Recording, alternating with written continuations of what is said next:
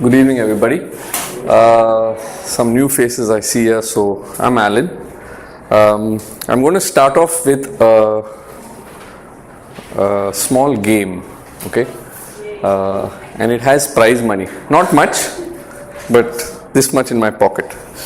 So, the question is, who am I? So, I'm going to show you somebody, but I'm going to tell you a little bit about that somebody, and you need to guess who this person is.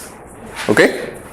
Alright, simple game, right? So if you get the answer in the first instance, you will get 25 bucks.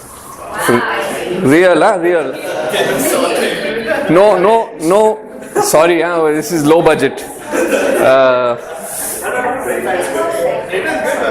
Wait. So you're going to give us money or we're going to give you money? No, I'm going to give you money and I don't want it back. Okay? So it's for real. So, the first clue is... Wait, what's the question? Okay, sorry. Who am I? Okay? Alright, so the first question is... I'm trying this for the first time. This went off the screen, man. Okay, anyway. What it says is...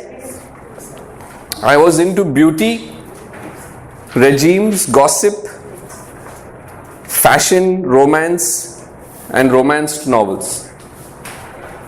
Any guesses? Female?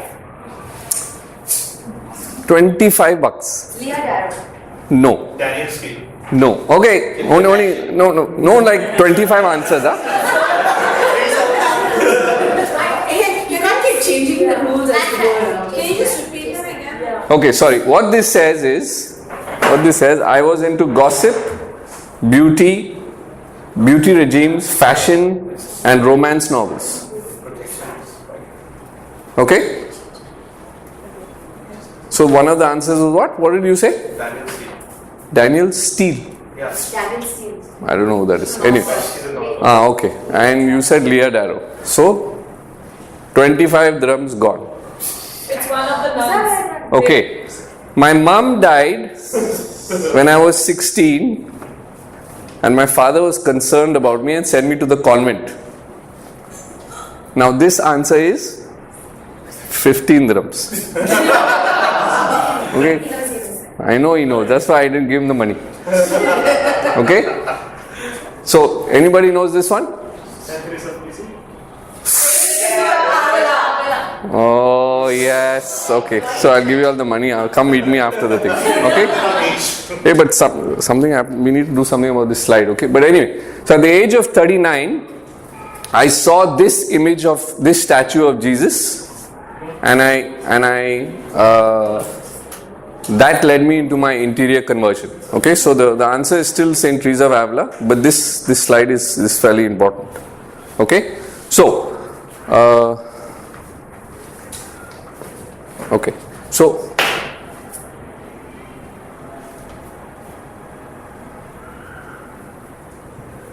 all right. What I want you to do now. So we know. Yeah.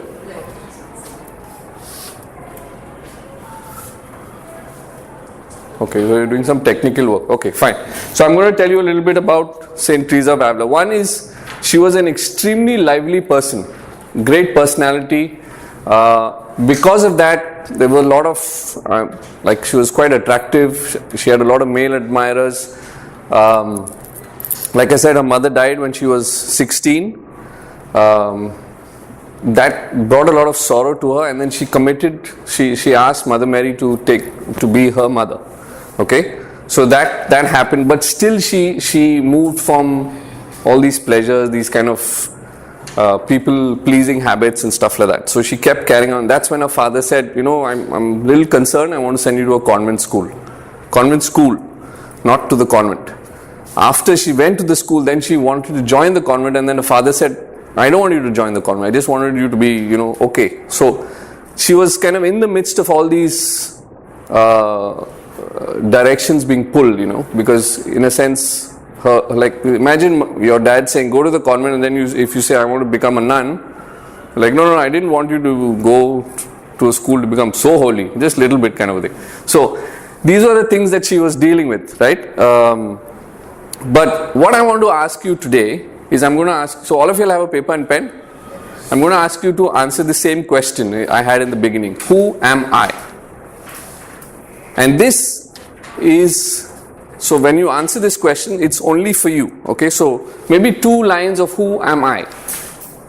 What do you think you are?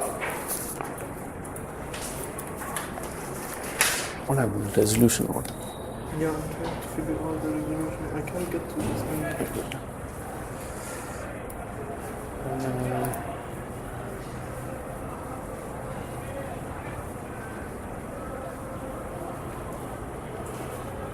Can you get to the middle of the right?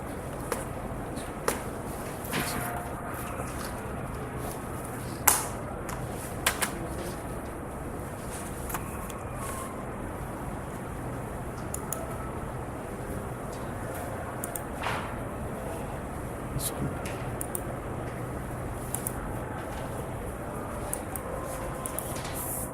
This one, okay? I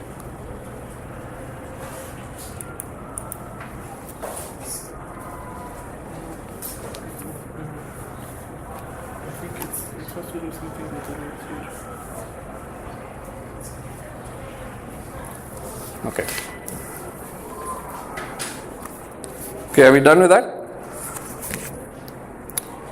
Now, if I asked you, or if I asked you the question in reverse and I said, who am I? And I wanted you to share that paper with the person next to you, would some details change? No, okay. Some maybe? I would. If I wrote about, so suppose I am sitting next to a complete stranger and I were to write about something about myself, personal, real, truthful, I would not be 100% about sharing that with the person next to me, right? So, basically sometimes we struggle with this. Caroline mentioned this in her praise and worship about sometimes we put up a mask, we put up a front, we cover our hurts, we are different from the person we perceive to be. So there are 3 types of self, okay? There is the real self, there is the social self, and there is the ideal self. Okay? So this is where we are kind of at our homes, where we are most comfortable with. This is where we are in our work environment, when we go out for parties, etc., when we meet with our friends. And I would put a little subwriter to this is our social network, because sometimes we are very concerned about my profile on Facebook or whatever. I remember sometime back, one of the guys, he's not here today, he came to me and he said, somebody has said something about me on social media and is kind of either hacked into my profile and it's all wrong, and he was so upset because this picture of him was wrong. This social angle of him was wrong. Yeah? So that's the social self. And the ideal self is where we want to be, or what, and that also comes with the question mark of who makes that perception. Is it the world or is it Jesus? Okay? Now, it's okay? Alright, don't worry. Thank you. We'll try and, I don't have many slides, but the ones which I have, I'll kind of read out to you, so I can see it here. So we are on, okay, we finished all this, right? So I am, that was the answer, okay? So who got the answer? Okay. So couple of things that she did say, and to show you how kind of she struggled with this too. She said, I was fond of everything to do with the religious life, but I could not bear anything which seemed to make me ridiculous. I delighted in being thought well of. Thank you. Whatever you did, you fixed it. So, thank you. Okay, so think about this. I mean, I'm my perception of I want to be thought of well. It's a very real thing, right? Yeah, but she's I could not bear the thought of if anybody would think I'm ridiculous. I began then to indulge in one pastime after another, in one vanity after another, in one occasion of sin after another. Okay? When this happened, so on her journey now, she says, a profound and frustrating emptiness gradually engulfed her. One of the most grievous kinds of life which I think can be imagined. For I had neither any joy in God nor any pleasure in the world. This kind of struck me. And she says here, after nearly 2 decades locked in this dual existence. So basically being pulled between two worlds, between God and pleasures in this world. And then to say, I neither had joy in God nor had pleasure in the world. It means it's breaking you down. This pull is breaking you down. Now, what made me sit up in my seat is at 39 is when she saw that image of Jesus. So she had already joined the convent. She had been in the convent for about, not convent school, like convent, a nun. She had been in the convent for about 19 years. And that time the convents were, this particular convent was quite loose, meaning people could come and visit. It was very light, kind of, guests. It was all about collecting the money rather than holiness and whatever. So she actually reformed this order. Now, at 39, so after 19 years, she saw this image of the wounded Jesus, statue of the wounded Jesus, and she broke down. Now, what made me sit up is I'm 39. And it just hit me that this person who was kind of drawn to God, but caught up in this, is something that I could relate to. And the reason why I'm saying this is like, I'll give you an example. When I was working in the States, I'm trying to fit in, first job, whatever. I had made friends with this American guy and this African American guy, and we used to call ourselves United Colors of Benetton because one was black, white, and me, brown.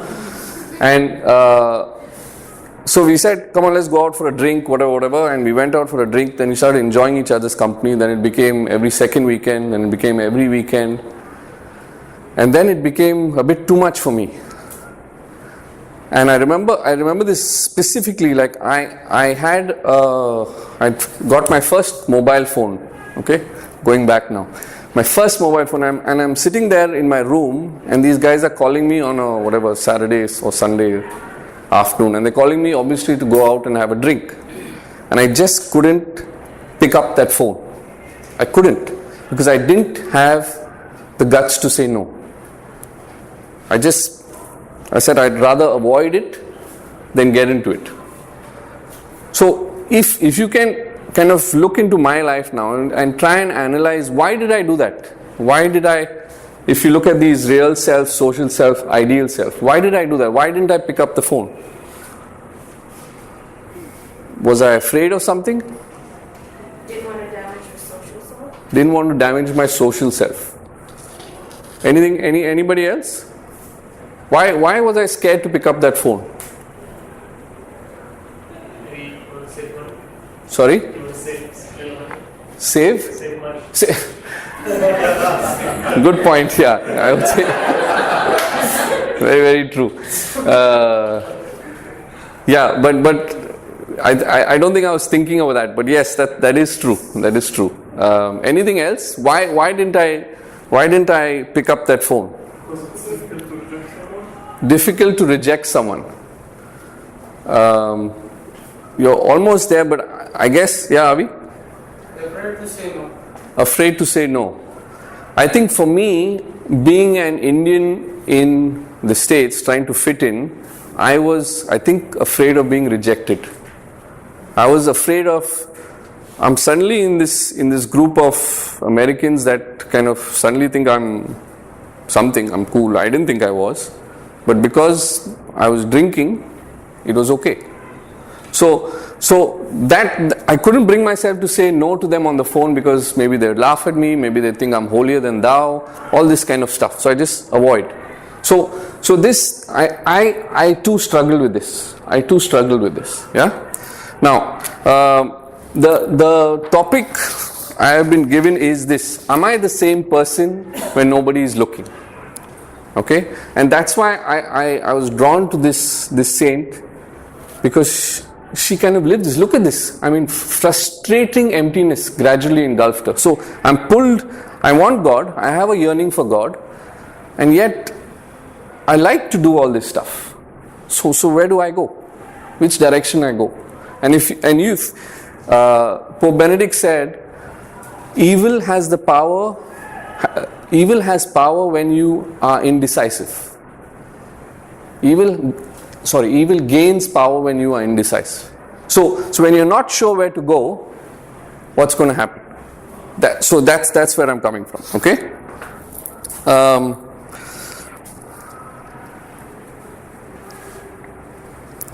So I think all of us can relate to that in our lives. Yeah? Can we relate to this? I mean, if you're here, you obviously want God in your life, right? There is a purpose. You sacrificed your Saturday evening to come here. But I think all of us, and me included, still struggle with this, people-pleasing habits. I need to be thought well of. I need to be presentable. Whatever, this kind of stuff. It's a very worldly thing, and you need to be aware of it. But it shouldn't consume you. But we struggle with it, right? So, what I'm trying to get at is why do we do that? Why are we so worried about these two worlds? Caroline started a praise and worship again. What is the purpose? The purpose is that you want to have God in your life. Yeah, you must. So, but why do I still struggle with that? Yeah. The thing what we sometimes do is we remain in this limbo. We remain in this thing of, okay. In fact, sorry to kind of, she has a book where she talks about different stages of spirituality, and there are it's like interior castles. There are 7 castles, and the first one is this. So if you want a pat on your back, you're all in the first castle, and we can kind of move up. Okay, but the first castle is this: I'm yearning for God, and I'm caught between the pleasures of the world. I like going out. I like going to a club. I like dancing. There's nothing wrong with it. But when it takes up your world, why is this from your inner being? Why is this yearning coming? From where is it coming? If it's not calling you to a better place. So why are we struggling, right? So Pope, yeah, so I hope this comes up. Does it come up? Yeah. Again, it's gone up. But this is St. Teresa of Avila. By the way, her feast day is 15th October. So, and on the top it says, to make something good, it's useful sometimes to go astray. I'm a perfect example. I'm talking about that example about drinking. I couldn't go to a party without a drink in my hand. Couldn't. It was just part of me. So I remember my spiritual guide told me at one point, he's saying, Alan, you're an extremely passionate person, but your passions are disordered. And another person, like a priest, told me, Alan, you have no place for God in your life. So look at this, struggle for God and struggle for the world. But sometimes it's good to go astray if you want something good, because basically awareness is a grace from God. And if you are not aware of this pull, you're not going to do anything about it. Because like I said, we'll be happy living in this limbo. Because I'm going to church, I'm coming for a Kamalai youth group meeting, I've satisfied, ticked off the box for the week, done. Life will just go on and we'll see what happens. I may find a mate, I'll get married, life goes on. But life is more than that. It is more than that, right? So, what we tend to do when we are in this limbo is bring on the distractions, right? So, have you gone into a lift recently and have you looked at somebody in a lift? Everybody's on their phones. Like nobody even looks up now to say hi. It's a distraction. I mean, I don't think everybody is so pressed for time that they have to look at their phone, or they're in a urgent call or a meeting. But it's become like this. The culture has become no. You fill yourself with something. Fill yourself, because you can't bear not being kind of bombarded with information. And then sometimes we complain about the media, saying, oh, the media is bombarding us. But we are taking that choice also to let it bombard us. Sometimes we read stuff on the news which is not relevant, not needed for us to know. Yeah? So things like that. So what St. John Paul says, now he loved going to the mountains and all, yeah? And I would often think, like, he's got a pretty important job. Why would he want to go to the mountains and just chill out for some time? It's because he says sometimes these distractions are to avoid something called original solitude. Okay? Now, he has written like various talks about, and basically he's done something called theology of the body. So this is like the tip of the iceberg. Okay? When he talks about original solitude, and I'm going to explain that, just that first tip. There's a lot more because we don't have time to go into. What is he saying? Original solitude is when Adam was in the garden, when he first made man. Remember something about the conversations he had with God? Like, for example, when he ate the apple, he heard God in the garden. Now, it was not like, sitting in a room and I heard a voice, kind of, there's nobody there. I just heard a voice, kind of thing. You hear sometimes people say, but this is real. He heard God move in the garden.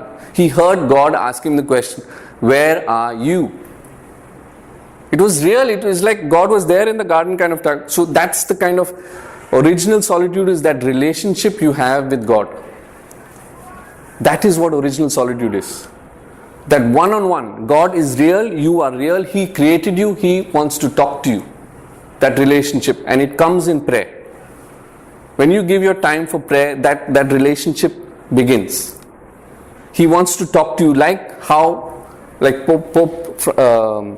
Saint John Paul II says, we sometimes bring in these distractions because we want to avoid this original solitude. Sit in a car and put off your radio. Are you used to it? Are you used to silence? One of the hymns they sang, in my silence I will talk to you, something to that effect.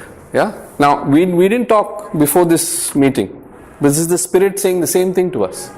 We need to go back to this original solitude. We need to go back to this thing. See, it's like my son is learning to read, okay? He's now 5.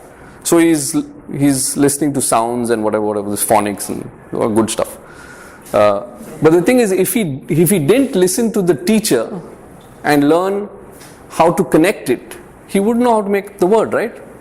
So he's listening to somebody who knows better than him to be guided in a certain way.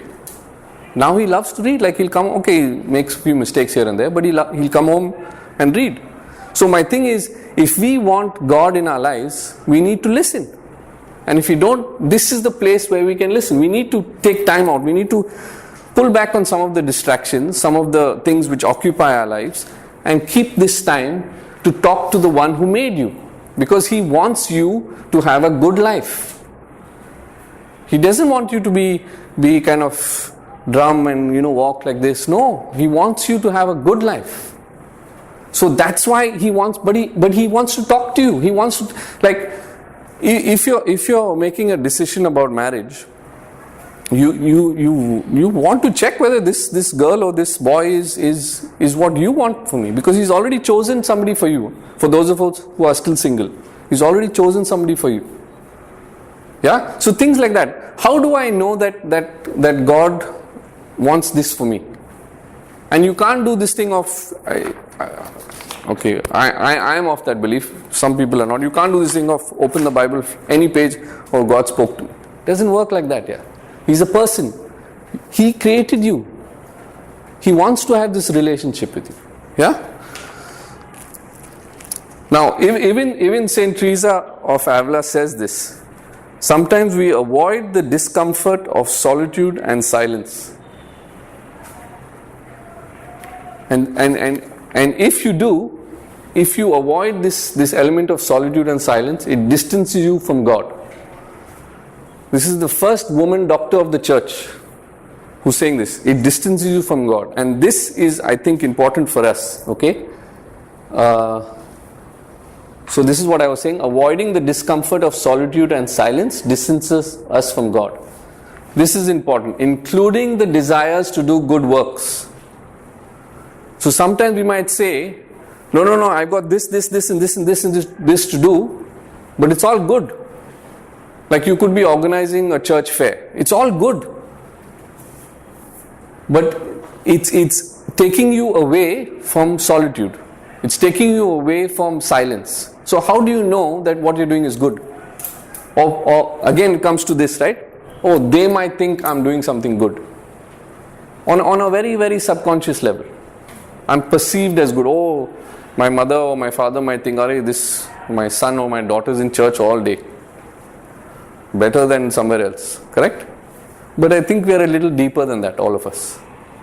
Yeah? So keep this in mind, yeah? Including the desires to do good works, avoiding the discomfort of solitude and silence distances us from God. Yeah? Now, I recently heard this Apple released their new lineup of stuff, right? iPhone 7 and ... Apple Watch 2. Apple Watch some Series 2 or whatever, right? What I found extremely interesting is the new iWatch. I sound like this guy from whatever his name is. Anyway, this new watch, apparently if you put it on, suddenly in the day it'll tell you stop and breathe. Something which is intrinsic that God has told you. Stop, reflect, be in silence, get your solitude, get that one-on-one with. It's packaged now in a 2,000 dirham phone and it looks cool. Stop and breathe. Right? But can you imagine? So corporations are picking on this, that we are the only species who is capable of an interior life. Only species. Dogs can't do it, monkeys can't do it. It's all about now and kind of instinct, right? But we, as human persons that God created, so if they put the Apple Watch on the monkey, it won't work.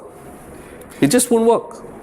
But we can recognize and say, okay, it's telling me now to breathe, to take. Why? Because we need that. We need to distance ourselves from all this noise. You know, we had this beautiful thing at our meeting. Just after he says, welcome and the sign of the cross, he says, let's take a moment of silence to welcome Jesus. That's gold here. That is gold in today's world. So we must try and put that into our lives. Wherever we can. I know we lead busy lives. But try and put that into our lives. Yeah? Okay. You might say, some of you might say, she's a saint, she's a doctor, that's good for her. I'm just normal and I'm happy with my limbo land. Okay? I like this distraction, my life is full, I can't bear the thing of being alone and all this stuff. Okay, I like this stuff, so I don't want to get into this. Now, this is a quote from Pope Emeritus Benedict the 16th, and he says, each of us is a result of a thought of God, each of us is willed, each of us is loved, and each of us is necessary. So, you know, in this Ducat, some of you all have got the new app or book or whatever. In the Ducat, there's this guy who says, sorry I can't get his name, but he says there's a difference between price and dignity. Okay? Price is for something that can be replaced. Dignity cannot. So dignity is bestowed on every single person because you are created by the Creator, the human person. So each of you is necessary. If you go, nobody can fill your gap. Speak to your mom and dad. Nobody can fill your gap. With however much money you have or however much devices you have, nothing can fill your gap. You are necessary. You are willed by God. You are a thought of God. That's why you are created. You know, my sister-in-law, So my wife has 3 sisters, right? So the third sister, there was this joke around the family saying that, oh, they wanted a boy, so they kept trying. And now they got the third girl, they stopped. So there was this joke around this. So recently I went down to Bombay and I asked my in-laws. I said, was this true? You know, that you all wanted a boy. They said, no. We never even wanted this. We just conceived and that was it. And I asked her, I said, do you see? And she had believed that lie. So this joke became a truth for her, that I was a mistake. Can you imagine? So she's going to grow up thinking all this. I mean, and it is a joke. It's not, I don't take it personally. Yeah, but in my heart, in my inner being, I was not really meant to be. But I hope God kind of helped her there, or gave her the thing of that she was meant to be. Okay, so this is one. So don't think, oh, that's only for Teresa of Avila and that's not for me. Okay, another quote. Oh man. Okay, I'm going to read this out. It says, if you want, maybe you can write this down. It says, the human being, and I'll go slowly. The human being develops when he grows in the spirit.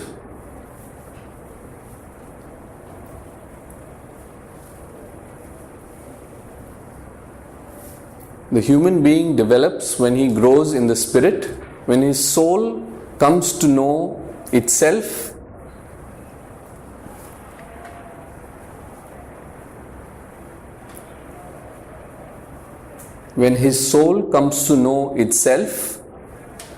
and the truths that God has implanted deep within. The human being develops when he grows in the spirit, when his soul comes to know itself and the truths that God has implanted deep within. Everybody with me so far? When he enters into dialogue with himself and his creator. So after deep within there's a comma. When he enters into dialogue with himself and his creator.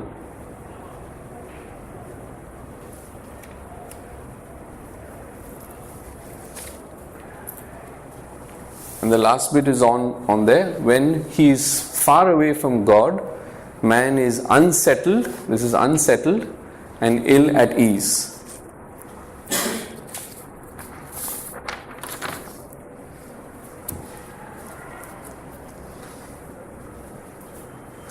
So all of us as youth want to grow, right? We want to get a better job, a better salary, better position.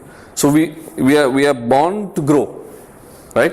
Like as a child we grow physically, but at some stage you kind of stop and then you grow mentally, you grow spiritually, right? So we are born to grow. If we want to grow in this area, right, we need to know ourselves and we need to know the truths that God has implanted deep within us. And we need to have this dialogue with Him, with our Creator. We need if there's anything that you take away from this session, original solitude. Yeah, if nothing else makes sense, go home and Google original solitude. Okay, I think that is, because that will help us deal with if I'm leading a double life, if I'm struggling with these two yearnings in my life. God is seeing all that you're doing, understands the struggles you have. There could be pressures. I remember going back to the States for a visit when I was working for Schlumberger, and these guys told me, you want to go out and whatever, and I said, yeah, okay, whatever. And I had gone to this place and I just couldn't bear it. I just couldn't bear it. So what I did was I got up and I just went to the loo. I just, and I think over some time they picked up that I was not happy and then we left. But it was just not on, not my scene anymore. But I was kind of, they didn't tell me the truth. They kind of put it in a different way and I kind of, so I'm sometimes a bit naive, so I went with it. But that whole evening I was in the toilet. So I just couldn't do anything further. Yeah? So God will look at your heart and look at the honesty you have for Him. Yeah, and he wants to give you a better life. Yeah, he really does. Okay, I think I'm run out of time. Pope Francis also talks about this quite a bit, and if you want some homework, he says, this is what he says in his sermon. He says, read 2 Maccabees chapter 6. I'm not going to say anything further. Read 2 Maccabees chapter 6. It will help you with your Christian identity and how to deal with this kind of struggle, that this yearning for God and yearning for to be part of, to be accepted, to be loved. Yeah? I think that's all I had. Yeah.